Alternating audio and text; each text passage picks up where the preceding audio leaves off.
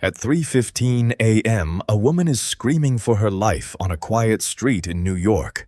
38 of her neighbors are awake. They hear her. Some watch from their windows. Not one of them calls the police. For 60 years, this story has been used to explain one of the darkest truths about human psychology. But here's the twist. Almost none of what you just heard is true. It's March 13th, 1964. Kew Gardens, Queens. Kitty Genovese, a 28-year-old bar manager, is driving home from her night shift. She parks her car about 100 feet from her apartment door. It's late. It's quiet. She doesn't know a man named Winston Moseley has followed her from a red light, that he's already decided, tonight, he's going to kill someone. It didn't have to be her. It just was. Moseley catches up to her near a streetlight and stabs her in the back, twice. Kitty screams.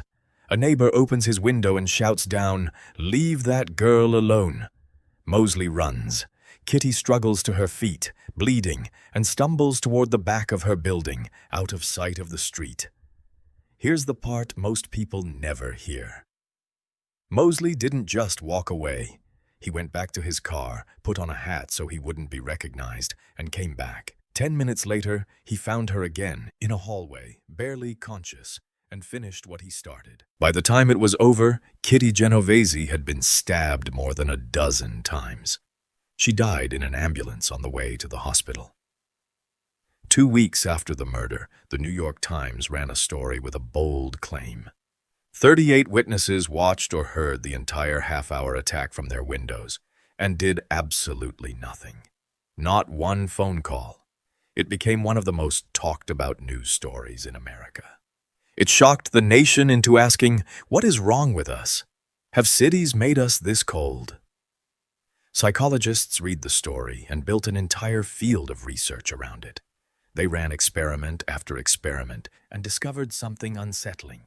The more people who witness an emergency, the less likely any single person is to help.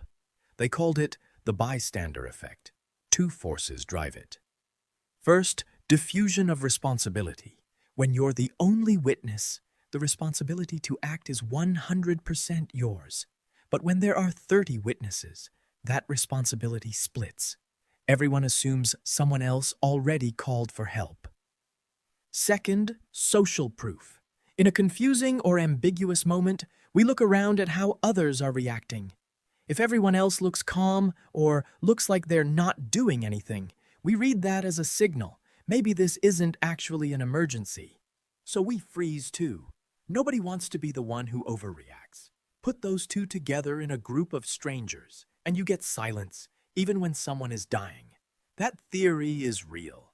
It's been confirmed in dozens of controlled experiments since. But the story that inspired it? That part started to fall apart. Decades later, journalists went back and actually read the police files.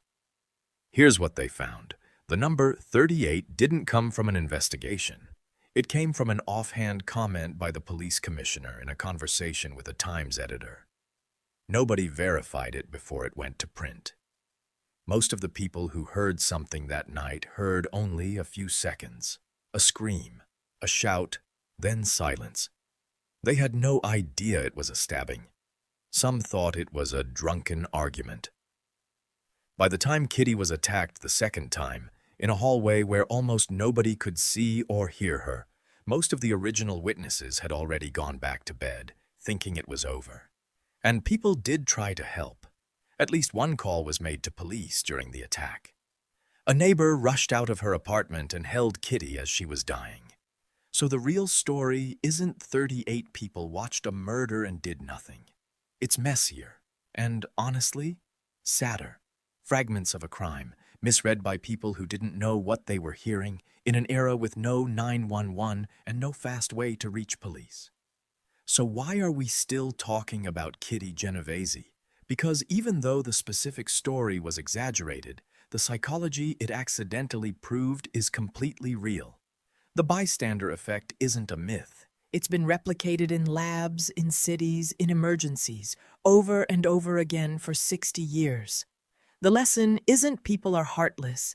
It's that in a crowd, responsibility becomes invisible. Everyone waits for someone else to move first. And that's actually useful to know because it means the fix is simple. If you're ever the one who needs help, don't shout, "Somebody help me." Point at one person. Say something specific. You, in the blue jacket, call an ambulance. The moment responsibility has a name attached to it, it stops diffusing.